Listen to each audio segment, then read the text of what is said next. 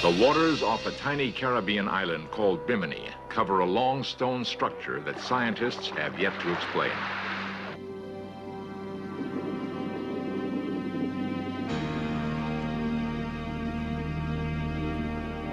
The stones appear to be so carefully placed, some people have concluded they are either a road or a wall, perhaps even a remnant of Atlantis.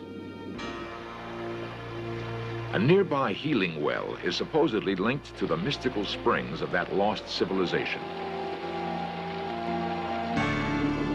While diving near Bimini, a San Diego physician claims discovery of a submerged pyramid, inside which he found a crystal ball. He says this crystal emits a power capable of repelling metal.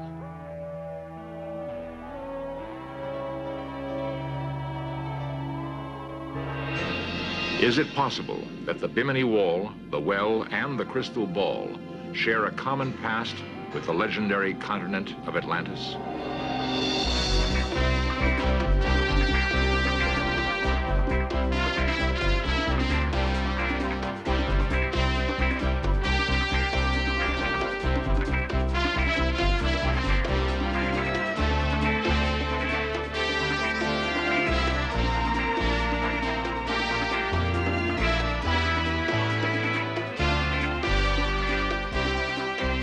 This series presents information based in part on theory and conjecture. The producer's purpose is to suggest some possible explanations, but not necessarily the only ones, to the mysteries we will examine.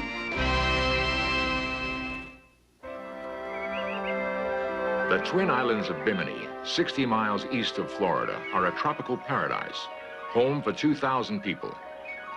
The atmosphere is relaxed and happy.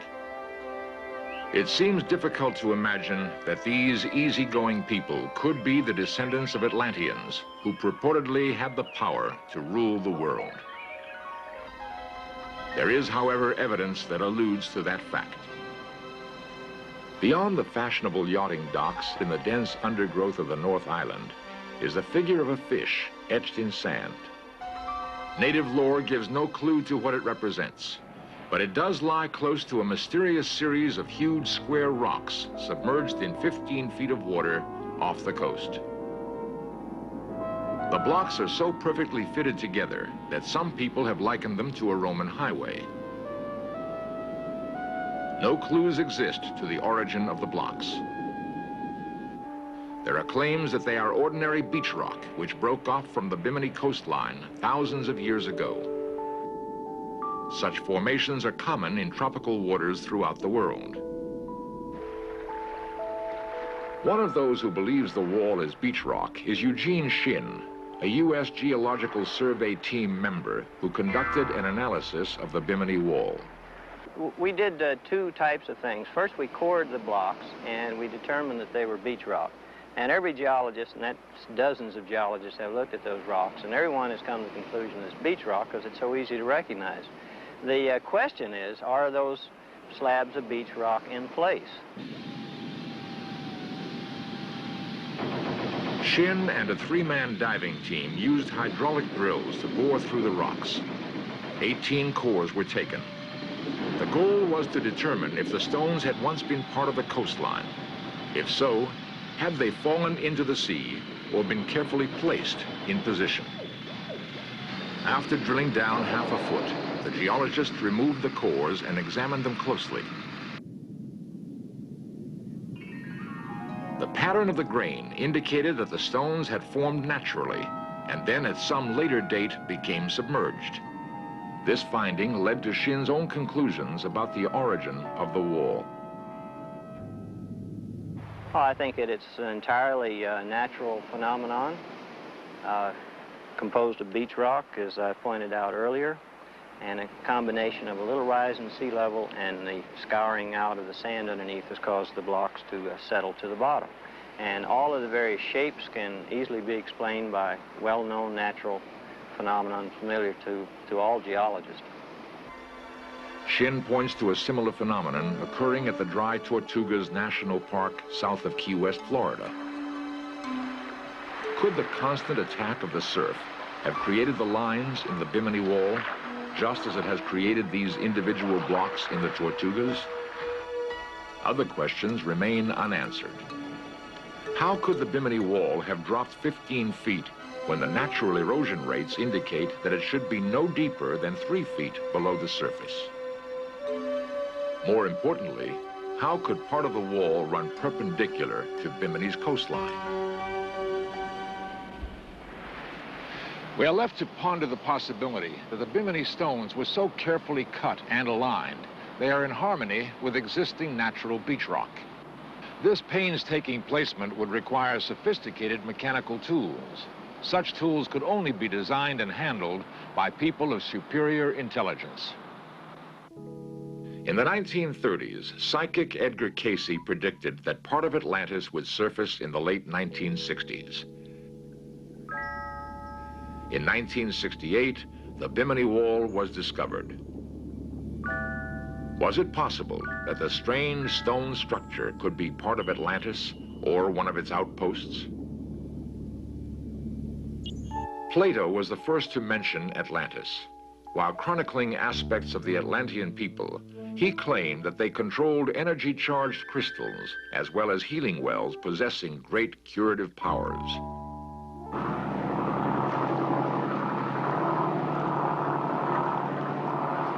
Healing wells do exist, according to Les Hemingway, author, explorer, and brother of Ernest Hemingway.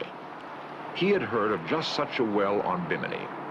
He and his daughter Hillary agreed to guide us to the site. A narrow inlet, approximately 300 yards long, leads into a mangrove swamp. The brackish water is populated by tiny sharks and rays. Some, like Hemingway, speculate that both plant and animal life thrive extremely well in the area as a result of some peculiar qualities possessed by the well water.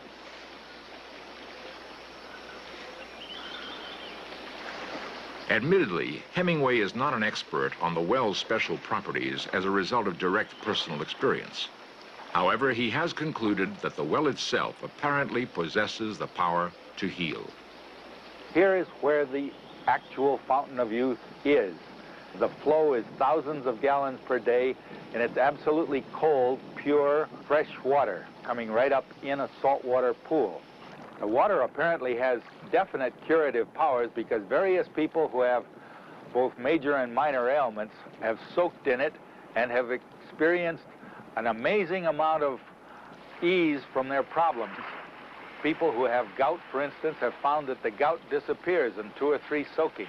Other people with small skin cancers and people who have skin inflammations have found that the inflammations and the small growths on their skins have literally disappeared as a result of poultices and soaking with water from this fountain.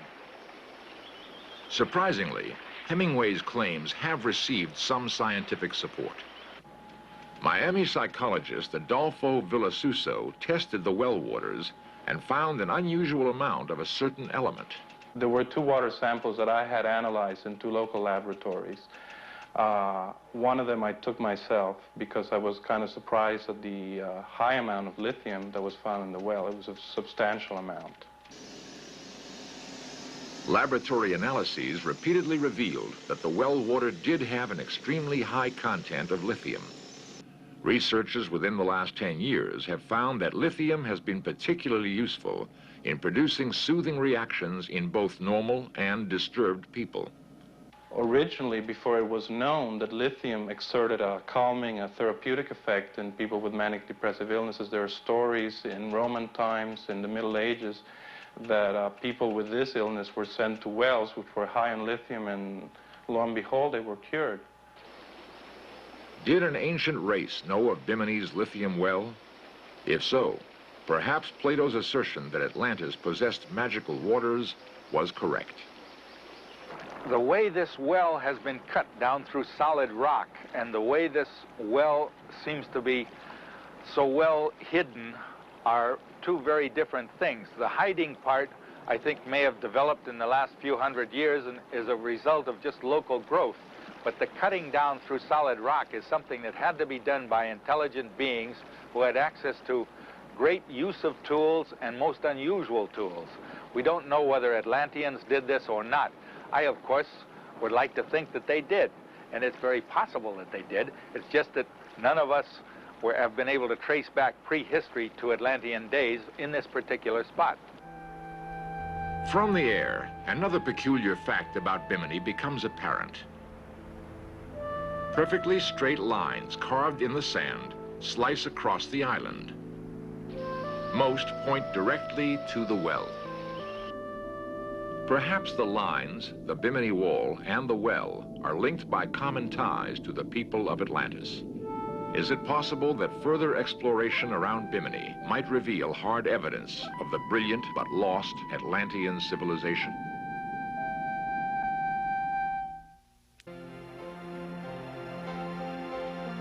The secrets of a bygone civilization are often not easily revealed. The discovery of structures built by the early Egyptians sometimes leave us more puzzled than satisfied. Great debates rage over how an ancient people accomplished such architecturally complicated buildings. And no one explanation satisfies the question, why were the pyramids built? Equally intriguing are similar structures found throughout Central America. Could the construction of these pyramids be linked with those in Egypt? The many stone walls that survive today reveal a high level of workmanship. The complicated stonework produced by both cultures still bemuses modern science. The stones off Bimini bear remarkable resemblance to those in Egypt and Central America. Is it possible that Bimini somehow linked the two together? In 1972, Miami disc jockey Roby Young and well-known psychic Irene Hughes launched a unique experiment here recreated for In Search Of. They hired a plane to fly over the waters surrounding Bimini. The purpose of the flight was to gain psychic impressions of the area to help uncover tangible evidence of the existence of an ancient civilization.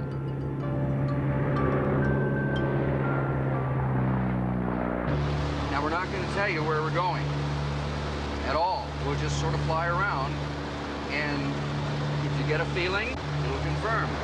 Now, below us, you can see is just crystal clear water.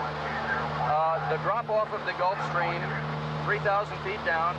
From then on east, what do you think? Well, I feel that it is all the way along, like a tunnel, you know, but I feel that we have to make this turn, and as we turn, we're going to see, on the right-hand side, we're going to see some blocks, and on the left-hand side, we're going to begin to see gold color in different spots in the water. And I feel it's right over this way, and we're going to have to go that way and curve right back around that way. The plane crisscrossed the skies for more than 2 hours.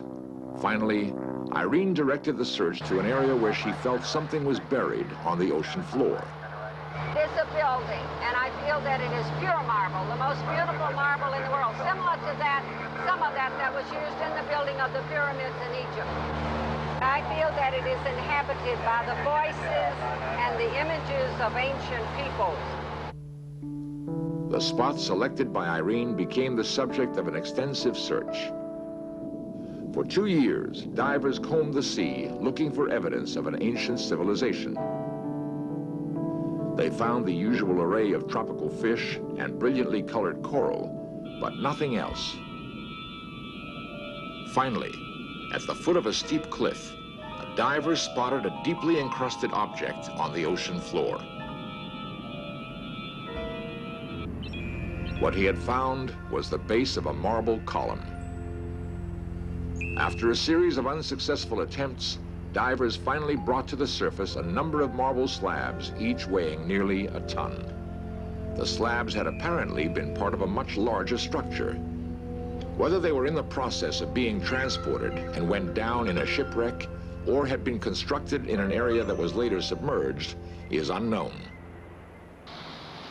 The Bimini-Atlantis connection might have languished had it not been for Raymond Brown, a San Diego physician and adventurer.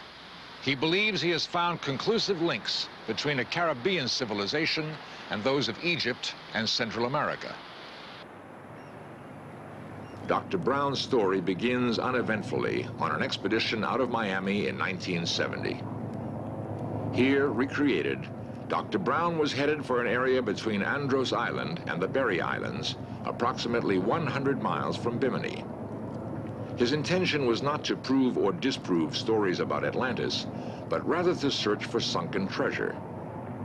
We'd been searching the area for a number of years for Spanish galleons and had found several and taken some of the treasure, and we were very excited when we found this area. They traveled to a spot near the tongue of the ocean. There, the bottom drops to 14,000 feet. Dr. Brown hoped that a recent storm might have shifted bottom sand in order to reveal the galleons.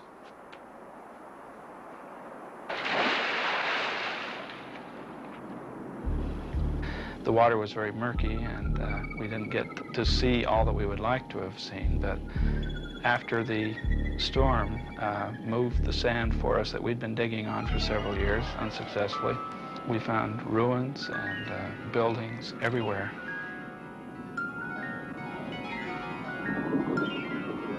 Much of Dr. Brown's photographic equipment was destroyed in the storm, thus making it impossible for a detailed record of the find.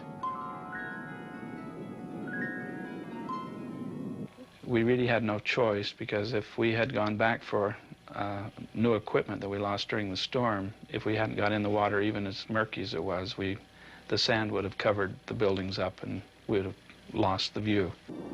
The ruins of the city Dr. Brown claims he found reflected a sophisticated level of architectural design. The buildings had somewhat of an Egyptian or classic look to them. The ground mass was rippled, as though the area had been dropped into the ocean by some sort of cataclysmic action. Then, Dr. Brown reported that he came across the most magnificent find of all. In the murkiness, he spotted the tip of a submerged pyramid, barely visible above the ocean floor. Looking at the structure, shape, and the size, it would be approximately 400 feet tall. I went in an opening, and in this opening, in the center of the room, there was a pedestal, and on the pedestal were two human hands made of brass or bronze, and in the center of the hands was the crystal. My first impression in the room was the shaft that was metallic, hanging straight down from the ceiling, pointing at the crystal. And it was gold color. I swam, because it was still, the room was full of water, I swam up to the ceiling and tried to pry the rod loose. It wouldn't budge, so I settled back down to the floor. And I reached my hand in between the fingers of the metal hands, and I found the crystal was loose. And it was the only thing in the room that I could take home. The crystal ball seems to possess powers that can repel a coiled stainless steel rod. We found a meter with a 1.5 ounce weight, and it becomes sensitive to emanations, particularly magnetic emanations around people or things if they are charged. And we find that if we can hold it straight without allowing it to flip from side to side, some strong influences will actually raise the weight in the air. Now, as we bring something into the field of the crystal, the ions tend to repel. If I can keep it balanced and bring it directly into the field and not let it tip from side to side, the weight will then not go to the side if I can keep it centered, and it will, as I come higher, it will raise it and make it weightless and actually float in the air. Some historians say that crystals were the source of Atlantean power. Dr. Brown believes his crystal is evidence that such a culture existed and possessed powers unknown to modern man. Maybe the ancients knew more than we did about life forms and life forces, and we might discover their secret. In the last decade of exploration in the waters off Bimini, new finds cause us to question old theories.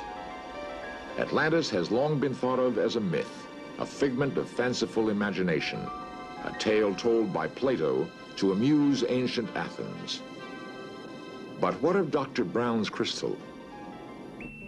Dr. Marcel Vogel, a researcher at IBM, has devoted more than 20 years of investigation to determine the power of crystals and their effect on human potential. Throughout history, the earliest recorded history we have, there's been a deep respect for the shape of a ball and the use of a quartz crystal ball for probing in the mind of an individual. Now, I've worked with Dr. Brown's crystal ball.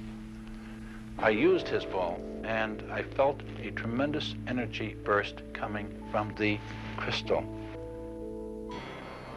The discovery of the crystal has spawned speculation that possible misuse of its powers by Atlanteans caused the Great Cataclysm. The island and all its buildings, it is said, were plunged into the sea. The Bimini Wall, therefore, might be the last visible relic of that lost civilization.